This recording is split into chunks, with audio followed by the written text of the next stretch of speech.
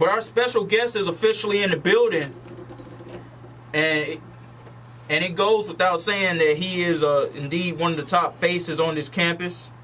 He's I'm gonna say it right now, he's definitely the best barber on this campus. I mean, he keeps me lined up, keeps my temp fade going, does some things for Randolph too from time to time when Randolph goes to see him. We're trying to get Ish to go see him too. But you all know him as Cashy Q, QT, Quint the Barber, Quint Paige joining us. Quint, how's it going, man? Thanks for coming on the show. Man, it's going pretty good, man. Thanks for having me. All right, so, you know, you have a very interesting story to tell, especially about how you became a barber and how you became interested in this lifestyle. Can you just share a little of your background information with our listening audience? Well, a little of my background, man, you know, when I was 14, a tragic moment happened to me. You know, I was struck in the face with a bullet and my hip as well, you know. And before all that, you know, I was, you know, kind of getting into a little trouble, you know what I mean? And kind of like at that point, I was just so blessed to have people in my life that was like very spiritual. And they always taught me, look, you here for a reason. You know, you got a purpose on earth. And it took me a while to realize, like, what do I have? What can keep me compassionate, you know? So I was always an artist, but one day I just picked up some clippers and I just started cutting my little brother's hair up. I got into it, kept my mind focused, stimulated my mind. I was like, hey, man, I think this is what I need to do. So I took it more serious when I got to college. When I got to college, you know, doing my thing, but, you know, I didn't realize how good I was until people started coming to me. And people started telling me, hey, man, this is like the best temp fade I ever received from any barber, you know. And it kind of like touched my heart, like, man, like, this is something that I see myself doing. And, you know, like they said, God put you in positions for a reason. And when people step in my chair, they get a uplifting spirit. A lot of my clients, they come to me about their problems and stuff like that, and I just always uplift their spirit, making them smile and tell them it's better days to come. But, yeah, man, I think that's my reasoning, you know. So let me just touch a little on this story, too, because I'm not really sure everyone knows exactly how this thing started out with you here on SSU. I know this for a fact because a former radio personality, this is how I met you in the first place. You were a guest on her show. And you said to me, hey, man, you should come to me about trying to get your hair cut. Because at the time, I was looking for a consistent barber because I was going all over the place and I wasn't really happy. This man started off cutting hair in his dorm. How much were you cutting for an hour at that time? Man, man, like I said, man, at first I was just doing it just coming from the heart. So at times, you know, I was doing $1 lineups, $5 fades, $3 even cuts, you know. And it just went up from there. Yeah, and it just continued to go up from there. Like he said, I mean, it went from him cutting hair in his room to now him being in the shop that he's in right across the street from campus. I definitely encourage anyone to go over there. And what I'll tell you right now is that the prices have gone up. And I know that was probably a tough adjustment for you to probably have to make, because I know one of the questions that you probably asked yourself was, are my clients going to keep coming to me if I raise my prices? And see, that's the thing. Like, I met a business owner one time. I ain't gonna tell you where we meet at. We're gonna keep that between us. I ain't gonna tell you where to meet it at. But yeah, I met her somewhere, and she was like, man, I keep going to all these people in here, and I keep trying to promote them to come to my business, come to my barbershop. And they keep saying, nah, man, you know, my barber, he's good. He get me right every time. I'm not looking for a barber. And a lot of them keep saying, matter of fact, he's in here. So, you know, like 6 guys came to, hey, Quint, man, you know, somebody want to come meet you. And I was like, well, who? Oh, she a barbershop owner. So, you know, I went over to her, and I met her. We sat down and talked and stuff like that.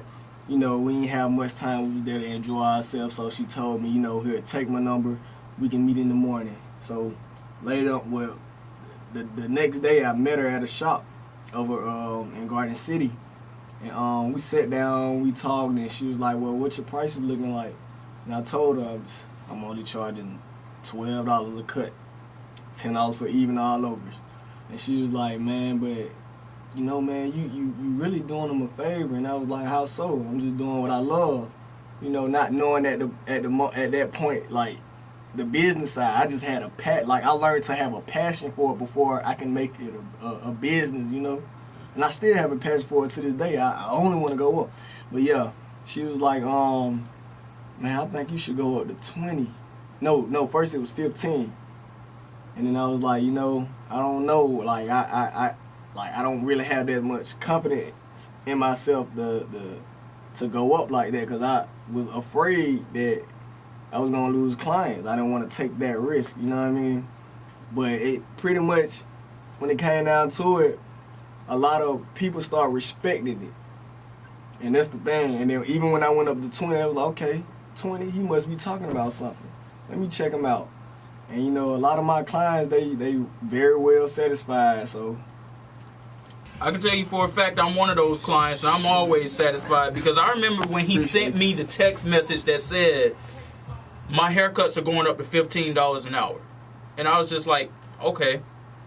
Because the prices may be going up, but one thing I will continue to say is his quality of work is continuing to get better and better and better. And it's because he does have a passion for this. Because I said, listen, the first time this man cut my hair, I was sitting in one of the chairs in the kitchen in the University Village. And now he has a full barber's chair in a shop and everything. I mean, this is how far that this man has come in the past year with just his progression and him believing in himself and everything that he's done. So my message to everybody today in particular is, if you have a dream, follow it. Don't let anyone condemn your dreams. Don't let anyone shut you down. If it's something that you want to do, pursue it and go be the best at it. Yeah, one thing I can say, man, don't be scared to take a risk, because you'll never know what you'll get out of it. All right, and another thing I know about you is that you're a huge nutritionist, because we were talking about this in the barbershop just the other day when I came for a haircut. We talked about it a few times anyway.